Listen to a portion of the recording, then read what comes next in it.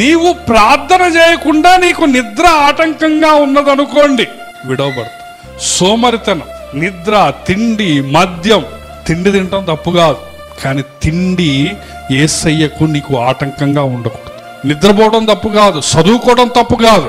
లూకా సువార్త 21వ అధ్యాయం 34వ వచనం, మీ హృదయములో ఒకవేళ తిండి వలనను, మత్తు వలనను, ఐహిక విచారము వలనను మందముగా ఉన్నందున ఆ దినము అకస్మాత్తుగా మీ మీదికి ఉరి వచ్చినట్టు రాకుండా మీ విషయమై మీరు జాగ్రత్తగా ఉంది. ఆ దినము భూమి అందంతా నివసించు వారందరి మీదకి ఎట్లా వస్తుందట? అకస్మాత్తుగా వస్తుంది. కాబట్టి మీరు ఆయన ఎదుట ధైర్యముగా నిలబడాలంటే, శక్తి కలిగి నిలబడాలంటే ఎల్లప్పుడూ ప్రార్థన చేయొచ్చు, మెలకువగా ఉండాలట. నీకు శక్తి కావాలంటే నువ్వేం చేయాలట? మెలకువగా ఉండి ప్రార్థన చేయాలి.